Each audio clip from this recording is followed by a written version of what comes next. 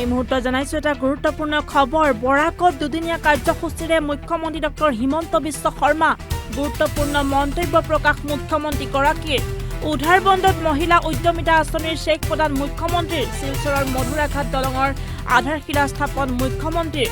বৰাক নদীৰ দুয়োপাৰৰ সংযোগ ব্যৱস্থাৰ উন্নয়নত নতুন দলং সংযোজন। ৩৪০ মিটাৰ দৈৰ্ঘ্যৰে বৰাক নদীৰ ওপৰত নিৰ্মিত হ'ব এই দলং।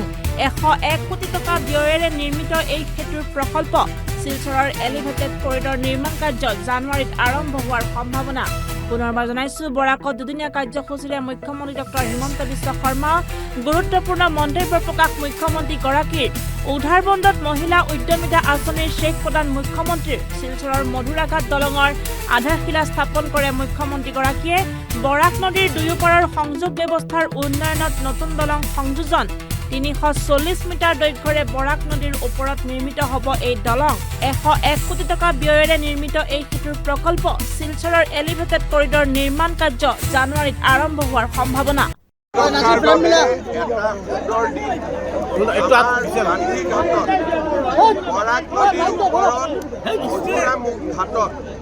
এখন নতুন ব্ৰিজ হ'ব।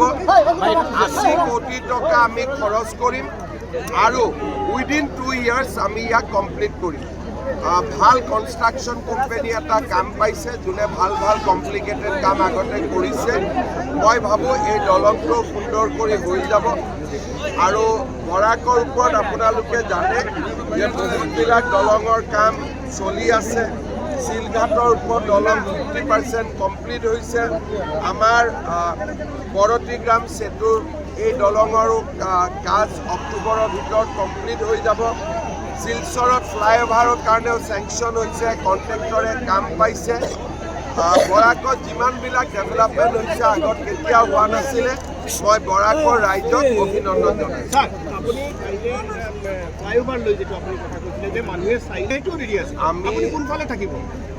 আমাৰ টেণ্ডাৰ হৈ গ'ল, কণ্ট্ৰেক্টৰ ৰেডি হৈ গ'ল।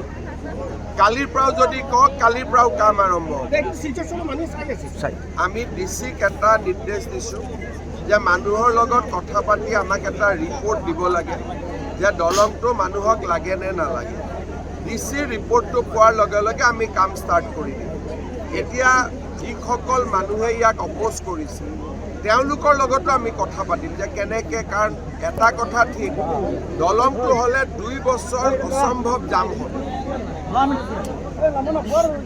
ওই সময় আমাকে মানুষ ক্ৰিটিসাইজ কৰলে তখন দুঃখ লাগে।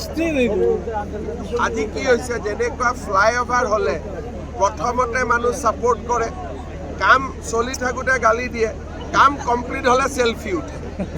গতিকে এইটো সাইকেল। এতিয়া গুৱাহাটীত মানুহে বুজি পোৱা হ'ল যে ঠিক আছে, this is a temporary pain. শিলচৰত ফাৰ্ষ্টবাৰ ইমান ডাঙৰ প্ৰজেক্ট হ'ব। গতিকে শিলচৰৰ ৰাইজক আমি গোটেই কথাখিনি ভাল কৰি বুজাই দিম যে কিমান কষ্ট হ'ব, কিমান পেইন হ'ব, কিন্তু কষ্ট আৰু পেইনৰ পিছতে ভাল দিন আহে। গতিকে তেতিয়া চেল্ফি হ'ব। গতিকে মই গোটেই কথাখিনি অলৰেডি আমি এটা প্লেন লৈছোঁ। ডিচেম্বৰৰ ভিতৰত এই গোটেইখিনি কাম কৰিম। সব ঠিকে থাকে গ'লে জানুৱাৰীত আমি কাম আৰম্ভ কৰিম। স্যাৰ জুবিন গাৰ্গৰ কি ক'ব? 12 তাৰিখ কৈছে গৌৰৱ গগৈ ষ্টেলিং ডেট মিনিষ্ট্ৰী অফ এক্সটাৰ্নেল এফৰ্টছৰ প্ৰুফ দৰকাৰ আছে। তেওঁ কৰালে হ'ল। এইটো মোক সেইটো কিয় ক'ব লাগে? মই অসমৰহে CM। Ministry of external affairs কথা তেওঁ পাৰ্লিয়ামেণ্টত ক'লে হ'ল। মইতো অসমৰ CM ভাই, সৰু মানুহ, মই অসমৰ কথাই বুজি পাওঁ। স্যাৰ আপুনি আমাক ফ্লাইট লাগে, কোন কোম্পানী লাগে এইটো ইম্পৰ্টেণ্ট নহয়। আজি ইণ্ডিগোৰ জামেলা হৈছে, কালি ইণ্ডিয়ান এয়াৰলাইন্সৰো জামেলা হ'ব পাৰে। চ' ভাৰত চৰকাৰে যি পাৰে হেল্প কৰিছে, ইছ্যু ৰিজল্ভ হৈছে। আজিৰ পৰা ভাল কৰি ফ্লাইট চলিব। স্যাৰ, এটা পৰামৰ্শ বুলি ক'ব পাৰি, আমাৰ শিলচৰ যিখন NIT আছে, NIT-খনত গতিকে অসমৰ ল'ৰাও বাহিৰত যাব লাগে, বাহিৰৰ ল'ৰাও অসম আহিব লাগে, তেতিয়াইতো ভাৰত হ'ব। গতিকে বহুত ল'ৰা বঞ্চিত হৈছে। বাকী জেগাত পঢ়ি পাব, চিটৰ অভাৱ নাই। মই হোমিওপেথিক